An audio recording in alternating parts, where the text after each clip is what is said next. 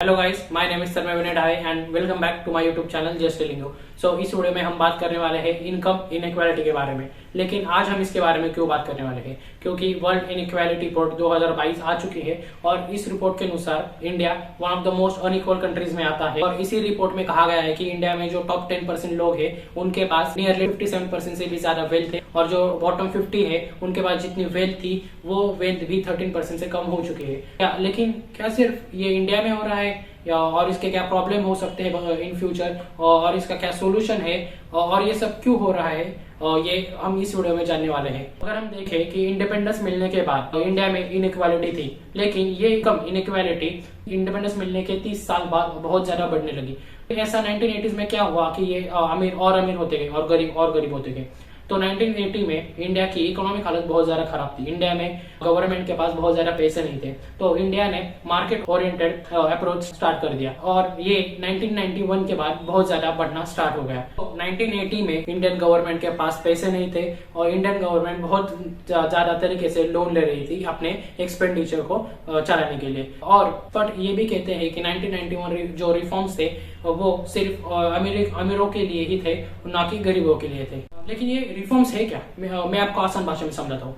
तो आपको वो हर्षद मेहता वाला लीजेंड सीन याद है जिसमें वो एक लग्जरी कार लेने वो एक सेलर के पास जाता है और वो लेक्सस इंपोर्ट करने वाला होता है दुबई से। लेकिन आज आपको ये देखने को नहीं मिलता। क्यों? लेकिन अगर आपको कोई कार लेनी है, अगर आपको वो कार नहीं पसंद आती तो आप अगर दूसरी कार ले दो, दूसरे ब्रांड की कार ले दो। जैसे आपको अगर मारुति अच्छे से पसंद नहीं आई तो आप टाटा लोगे, महिंद्रा लोगे, फोर्ड लोगे, बहुत सारे ब्रांड्स आज है। लेकिन उस वक्त वो नहीं था। तो यही है रिफॉर्म्स। लेकिन 1991 के पहले अगर आपको एक सुई भी बनानी होती तो आपको गवर्नमेंट की परमिशन लेनी पड़ती थी। अगर आपको हर्षद मेहता जैसे एक लग्जरी कार लेनी होती तो आपको महीनों तक रुकना पड़ता था।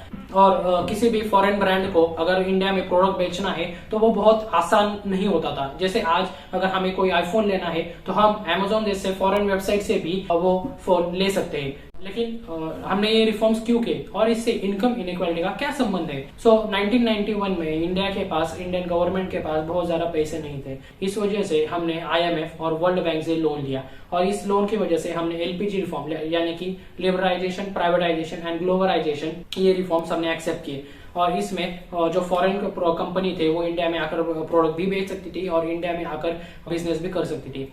इंडियन गवर्नमेंट ने फॉरेन कंपनी को अट्रैक्ट करने के लिए बहुत ज्यादा टैक्सेस में छूट दी, बहुत ज्यादा इंसेंटिव दिए, जैसे कि टैक्सेस में छूट, कम पैसों में लैंड, लेबर, फ्री इलेक्ट्रिसिटी और बहुत कुछ। तो जिस वजह से इंडियन गवर्नमेंट को बहुत ज्यादा कम टैक्सेस भी मिले और पहले से ही कम पैसे होने के कारण इंडियन गवर्नमेंट जैसे agriculture, public and infrastructure development, इस पर जो एक्सपेंडिचर 7% ऑफ GDP था वो सीधा 2% ऑफ GDP पर आ गया, जिस वजह से पब्लिक हेल्थ, एजुकेशन, एग्रीकल्चर पर बहुत ज्यादा नेगेटिव असर पड़ा।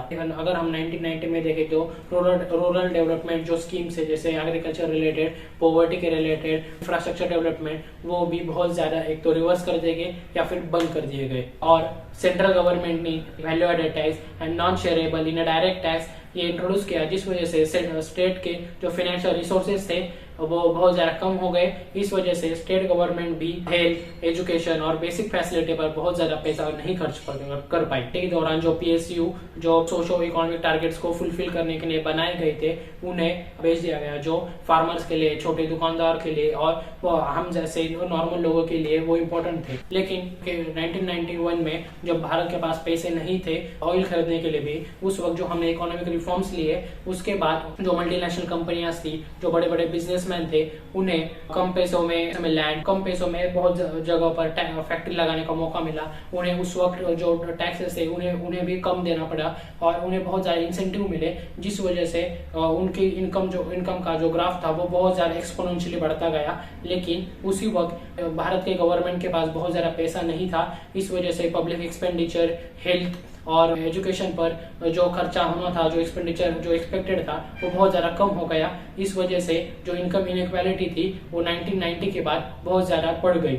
लेकिन अगर यही हम 2002 के बाद एक्सपेंडिचर जो देखें तो पब्लिक एक्सपेंडिचर जैसे एजुकेशन पर, हेल्थ पर वो बहुत ज्यादा बढ़ गया है, लेकिन फिर भी हम उस टारगेट पर या फिर हम वो इनइक्वालिटी जो है भारत में वो कम नहीं कर पाए हैं। अगर हम देखें तो 1990s के पहले जो इनकम टैक्स 11% पर था, लेकिन 1991 के रिफॉर्म्स के बाद 1998 तक जो बड़े बड़े कंपनियों पर टैक्स जो सीधा 9% तक आ गया। एक्साइज ड्यूटी 4.3% से सीधा 3.2% पर आ गई, और डायरेक्ट और इनडायरेक्ट टैक्सेस में भी इन्हें बहुत ज्यादा कंसेशन दिए गए। अब तक हमने देखा कि भारत में इनकम इनइक्वालिटी क्यों बढ़ती गई और इसके क्या रीजन थे, लेकिन अगर यही इनकम इनइक्वालिटी भारत में और ज्यादा बढ़ गई तो इसके क्या कॉन्सिक्वेंसेस हो सकते हैं वो हम देखने वाले हैं। तो लोगों का इक्वालिटी और इंडियन कॉन्स्टिट्यूशन के ऊपर से भरोसा उठ सकता है, क्योंकि Indian constitution social and economic equality पर स्टैंड है। इस वजह से भारत में पॉलिटिकल इंस्टेबिलिटी आ सकती है।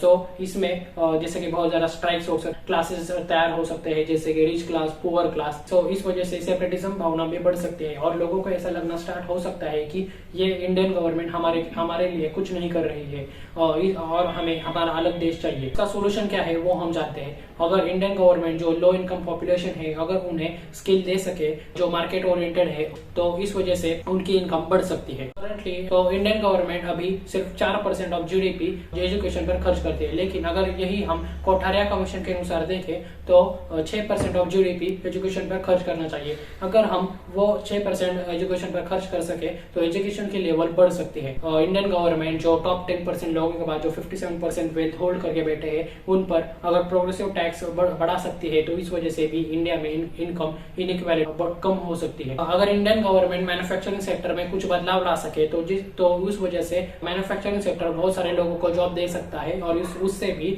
इनकम इनइक्वालिटी कम हो सकती है। अगर हम इंडिया में इनकम इनइक्वालिटी कम कर सके तो इन फ्यूचर भारत में जो नौजवान लोग हैं तो उन्हें अपॉर्चुनिटी में समान संधि मिल सकती है। एजुकेशन, हेल्थ, इसमें भी भारत आगे बढ़ सकता है और सभी लोगों को जिसमें आदमी और महिलाओं को भी समान संधि मिल सकती है। और उसी तरह से भारत के लोगों का जो आरोग्य है वो भी अच्छे से बढ़ सकता है। तो धन्यवाद।